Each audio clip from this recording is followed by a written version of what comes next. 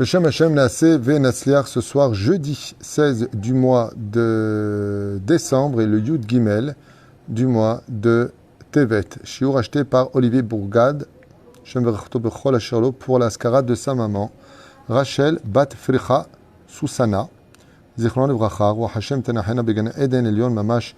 On pensera en même temps à l'élévation de Georges Eliot Ben Simcha Ali, c'est tout, le Mété Israël. Et donc qu'elle puisse prier pour toute la famille et pour son petit-fils, dont c'est l'anniversaire, David Olivier Ben Avraham, une bonne santé, réussite sur tout le chemin de la Torah, et que l'on puisse faire leur alia, qu'ils puissent faire leur alia le plus vite possible dans les meilleures conditions en Eretz Israël. C'est tout ce que je vous souhaite de magnifique, de vivre l'alia Be'eretz HaKodesh, Be'ezrat Hashem parmi nous, ainsi que tous les enfants d'Israël, une grande parnassa pour vous tous, tout ce que vous désirez, surtout une grande santé. On est avec la paracha de la semaine et le Zera Shimshon, ce fameux chef-d'œuvre qui a été écrit par le Rav Shimshon Ephraim, je crois qu'il s'appelle. J'ai oublié son nom, que Dieu me pardonne. En tout cas, c'est une grande ségoula d'étudier son livre pour avoir, Bezrat Hashem, de bons résultats dans la vie, pour toute chose qui a bloqué. Et donc, il est avec le verset ici, le Zera Shimshon, Vaïsu oto banav artsa Kanaan, vaïgberu oto bim aratz de amarpela asher kana le Avraham. On nous parle de l'enterrement de Yaakov Avinu qui sera fait dans Marat HaMarpela à Hebron, Kiryat Arba exactement, dans le sens où il n'a pas voulu être enterré en galoute.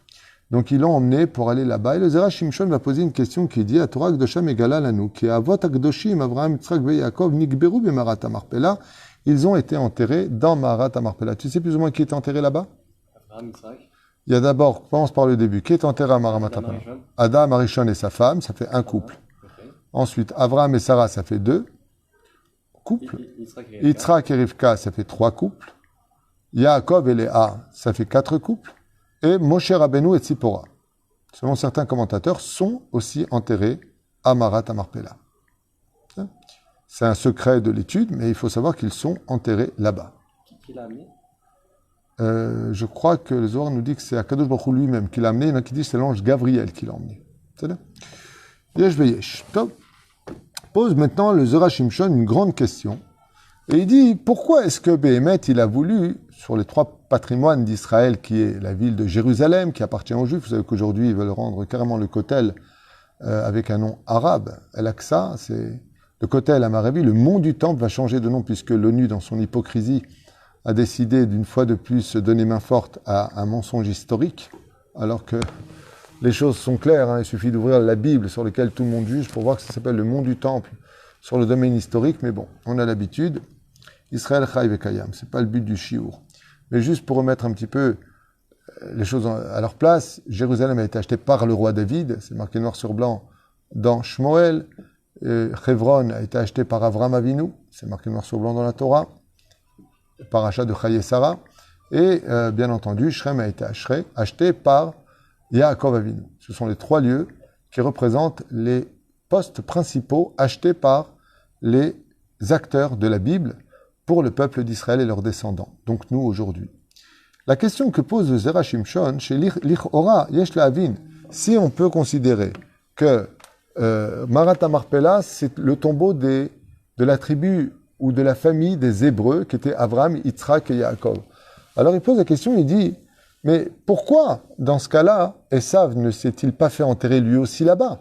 Arrête, c'est une grotte, il y a de la place pour 3, 4, 5, il peut y avoir encore un peu de place pour d'autres couples. Pourquoi pas eux? Et donc la question qu'il pose, Ve'ilou Esav, Aracha, lui aussi aurait pu se faire enterrer. N'est-il pas le fils de Rivka et de Yitzhak? Pourquoi n'est-il pas enterré là-bas? Alors vous savez tous que l'endroit de Marat HaMarpela est un endroit très spécial. Comme l'explique Rabbi Avraham Azoulay, c'est que quand une personne décède, peu importe où elle est sur terre, son âme voyage jusqu'à Marat HaMarpela, et l'entrée du monde de la terre dans lequel nous vivons pour s'élever dans le tunnel de lumière que nous devons atteindre pour rejoindre le trône d'en haut se trouve à Marat HaMarpela. Ce qui fait que, comme dit Rabbi Avraham Azoulay, ou Rochot Mesaprim de Rabbi Yehuda Ptalia, et d'autres livres comme Shomron Imunim, et d'autres livres qui ont été écrits dans la Kabbale sur Marat HaMarpela, eh bien, là-bas se trouve la porte du Gan Eden ou du Gehinam. C'est par là-bas que l'on passe Et d'ailleurs, nos sages nous disent que quand une Neshama passe par là-bas, elle rencontre Avraham Avinu, Yitzhak, Yaakov, si elle en a le mérite. Mais il y a une personne qu'elle rencontre automatiquement, c'est le père de l'humanité qui était Adam Arishon. Et qu'est-ce qu'il lui dit? Il dit, tu te rends compte à cause de toi, toutes les galères qu'on a depuis 6000 ans, à cause de la faute originelle. Il lui dit, moi j'ai vécu 930 ans, on dit à Adam Arishon, à toutes les âmes, j'ai fait qu'une seule faute. Toi, tu as vécu quoi 80 ans, regarde le nombre de fautes que tu amènes avec toi dans le monde d'en haut. Alors ne viens pas me donner des leçons de morale. En d'autres termes, que Marat Amarpella, c'est une des portes, la porte principale exactement, qui mène le conduit des âmes à repartir vers le monde d'en haut. Et quand une femme doit tomber enceinte, eh bien c'est par Marat Amarpella que l'âme descend. Et une fois qu'elle arrive dans cette 4e dimension, elle passe par Marat Amarpella et donc remonte sur terre pour aller, Bezrat Hashem, se concrétiser en tant que Neshama dans le fœtus pour faire grandir un enfant. Donc Marat Amarpella, ce n'est pas un tombeau patriarcal et encore moins un truc de famille. C'est un endroit qui demande du mérite. Pour aller là-bas, il faut avoir mamash du srout. Rabbi Shimshon nous dit dans son livre, la différence, je vais te dire où elle est. Lo zacha leikaver gam u b'marat hamarpela. Et là, Eshiv, avot akdoshim v'imaot akdoshot, pa'alu v'ishtadu bechol me'odam letaken et asher kilkiluch adam bechava. Car dans la faute originelle, quand il y a eu toute cette dégringolade d'immoralité dans la faute originelle d'avoir consommé ce fruit entre Adam et Ève, ça a plongé toute l'humanité dans la tristesse et l'obscurité et la souffrance telle qu'on la connaît aujourd'hui. Seul celui qui est venu réparer ce qui a été commis par Adam et Ève a le droit de se faire enterrer là-bas. Et maintenant, on va reprendre les couples que nous avons dit pour comprendre. Qu'est-ce qui a provoqué la faute? Elle a provoqué, eh bien, l'idolâtrie. On a écouté le serpent, il y a d'abord écouté Dieu, on a fait de l'idolâtrie, en d'autres termes, on a écouté autre chose que Dieu. Résultat, venu Abraham, il a instauré dans le monde le monothéisme.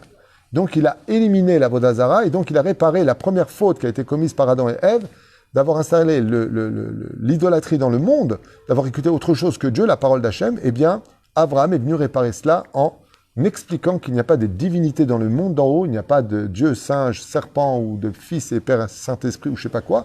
Il n'y a qu'un Dieu qui est unique et c'est lui qui a tout créé, il a créé le temps, donc c'est pas la peine de poser la question, il a dit Abraham, qui a créé Dieu? Parce que pour créer Dieu, il faut appartir à venir à un temps, mais le temps est une invention de Dieu.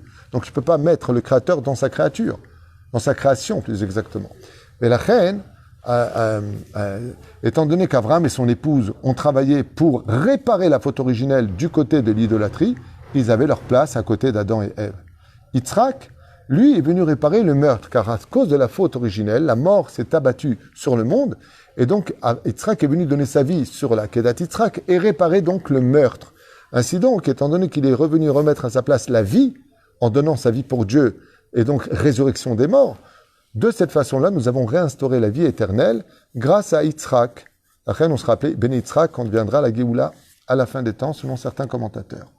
Velachen, Be'ezrat Hashem Yitbarach, Yitzhak et Rivka, qui a fait le même travail, pouvaient s'enterrer à Marat Amarpella. Yaakov Avinu, lui, qu'est-ce qu'il a instauré? Il a réparé l'inceste. En épousant les deux sœurs, lui qui est venu donc créer la famille d'Israël, il les a convertis. On a vu que Dieu a été makpid avec lui, qu'il a reçu cette épreuve avec amour. Il a tué Rachel parce qu'elle était malgré tout la sœur de Léa. Et en rentrant en Israël, il est venu réparer la mort de Rachel, est venu réparer la faute de l'inceste. Pourquoi tu as épousé deux sœurs? Vous savez que c'est un interdit de la Torah Midoraïta. C'est vrai que c'était avant le don de la Torah, mais c'est ce qu'est venu faire Yaakov, est venu réparer l'inceste. C'est pour ça qu'il n'allait que dans les tentes où la Shrina le guidait et non pas ses idées personnelles. Et quand Réhouven a déplacé la couche de son père, ça a été considéré comme une faute si grave qu'il a perdu la Bechora. Il lui a dit, tu viens me brouiller l'histoire de la réparation. Chaque fois que j'allais dans une des tentes de mes femmes, a dit Yaakov, c'était pour réparer l'inceste de la faute originelle. Et toi, qu'est-ce que tu viens de faire? Tu viens de tout briser. Étant donné que lui était venu réparer l'inceste, du fait que Chava, dans la faute originelle, est partie avec le serpent, qu'elle est tombée enceinte de Caïn au niveau de l'âme, qui représente la Sitra Achara, eh bien, on a vu qu'Abraham, Yitzhak et Yaakov sont venus réparer tout simplement ce qui a été détruit par Adam et Ève. Donc, ils sont la complémentarité, car ils sont tous la réincarnation d'Adam Arishon. Abraham, Yitzhak et Yaakov étaient la réincarnation. Et qu'est-ce qui est venu réparer Moshe Rabbeinu dans ce cas-là? Tshuva Pashut Meod. La Torah aurait dû être donnée dès que serait rentré le Shabbat si on n'avait pas fauté. Mais à cause de la faute originelle, la Torah nous a été repoussée dans le temps le temps qu'on a récupéré les étincelles tombées en Égypte et qu'on soit digne de se purifier nous-mêmes avant de recevoir cette Torah. Et qui est venu nous la donner, cette Torah? Moshe Rabbeinu, réincarnation aussi d'Adam Arishon, qui est revenu apporter la lumière du premier jour au sein des enfants d'Israël. Donc, lui aussi pouvait être enterré là-bas. Et là, maintenant que vous avez compris ça, explique le Rav. Par contre, Esav Aracha, Ura Kilkel, il n'a fait qu'empirer la faute d'Adam et Ève. Il a rajouté du meurtre, il a rajouté de l'inceste, il a rajouté de l'idolâtrie, il a rajouté du mensonge. Il n'a cessé de faire le mal. Donc, aucunement, il aurait pu être enterré dans Maharat Marpella, car seul celui qui est revenu dans ce monde réparer la faute originelle a le droit de se faire enterrer là-bas, d'où les Avot Akdoshim qui s'y trouvent. Ah, excusez-moi, mais là, un tzaddik aujourd'hui, les coups d'Allemagne peuvent pas saler. On aurait le droit d'entrer là-bas ou pas? Il aurait pu se faire enterrer là-bas, Vadaï Sheken, tout comme Rabbi Shimon Bar Yochai, à Tchouva Ilo. Pourquoi? Parce qu'en réalité, Maharat Marpella, Kiryat Arba, comme le disent les Chachamim, c'est les 4 géants. Il y avait 4 géants qui vivaient là, mais c'est les 4 couples qui sont là-bas. Adam et Ève, Abraham, Sarah, Yitzhak, Rivka et Yaakov et Léa. Cette entrée-là correspond à Yud Kevavke, et donc il y a le Kotsu Yud qui est Moshe Rabbeinu, mais l'autre, Vetulo, ça veut dire on ne peut pas mettre plus. Les endroits où sont enterrés nos Kedoshim, les saints d'Israël, sont des endroits stratégiques, comme Méron, là où est enterré Rabbi Shimon Bar Yochai, à Tibériade, là où est enterré Rabbi Meir Balanès. Ce sont des endroits stratégiques, et on se pose d'ailleurs la question, est-ce que Triat HaMetim commencera du Razetim ou d'abord de Sfat? Une grande question qui est posée par nos Chachamim, sauf c'est Arazetim qui l'emporte. Mais dans l'absolu, même eux se sont fait enterrer en Eretz Israël, mais ils n'auraient pas pu se faire enterrer là-bas parce que la place était prise. Et c'est d'ailleurs ce que va préconiser la Parashat Vayechi, et ça, t'as pris la Bechora, d'accord, mais moi aussi j'ai ma place dans Maharat Marpella, et Yaakov l'emportera grâce à Hushim ben Dan, qui lui explosera la tête, il lui fera tomber la tête. Il y en a qui disent que la tête de Esav va rouler dans Maharat Marpella. Il y en a qui disent que ce sont les yeux de Esav qui sont sortis de leur orbite et qui ont roulé dans Maharat Marpella. La question, c'est pourquoi il y aurait un chelek, une partie du corps de Esav qui serait quand même tombée alors que c'était un rachat gamour. La réponse est tout simplement qu'il était prisonnier dans les mochines, c'est-à-dire au niveau de la tête de Esav, était prisonnier des âmes pures comme celle de Rabbi Akiva, Rabbi Meir Balanès, Antoninus et tous ces grands de la Torah qui, Antonin, empereur de Rome, Ankelos, ils étaient tous prisonniers dans sa tête, et donc, étant donné que c'était des gens extrêmement kedoshim et qui répareront aussi la faute originelle, la tête de Esav aurait roulé dans Maharat Marpella pour que ces Neshamot puissent être placés là où il le faut et réparer le monde comme ils l'ont fait, et on l'étudie dans l'histoire. ולכן הדברים מרעישים ומעוררים עלינו להשתדל לשאוב לעשות ככל שנוכל להביא את העולם אל תיקונו המושלם והסופי. Donc le Zera Shimshon nous dit que cet enseignement doit réveiller chaque juif avant de quitter ce monde et de voir s'il a rajouté aux fautes originelles des 3 péchés principaux qui sont l'idolâtrie, le meurtre et l'inceste, et de ne pas se conduire comme Esav si on veut avoir un endroit où être enterré proprement et convenablement, car vous savez que dans le judaïsme, plus important de savoir qui tu étais sur terre, c'est de savoir où tu es enterré après ta mort. Parce que la vie continue même quand on est mort. Mourir n'existe pas, comme vous le savez. C'est juste sortir l'âme du gant, qu'on appelle le corps, et on continue à vivre. Et après notre mort, comme vous le savez, un Kohen ne peut pas rentrer dans un cimetière. Pourquoi? Parce qu'il rend impur. S'il rend impur, il est mort. Pourquoi il rendrait impur? Parce que c'est pas parce qu'il est mort tel que nous on comprend les choses. La vie continue après la mort exactement comme dans la vie dans laquelle nous sommes, seulement face à la vérité absolue et sans corps pour pouvoir le dévoiler. C'est toute la différence. לכן צריכים אנו להמשיך בדרכים של אבותינו הקדושים אשר עסקו כל ימי חייהם בתיקון העולם ובנייתו כמובן. Et de là, on apprend du Zera Shimshon que celui qui vient détruire ce monde à l'image de Esav, eh bien, il comprendra que lui non plus, il aura du mal à rentrer dans Maharat Marpella, même après sa mort, pas pour y être enterré.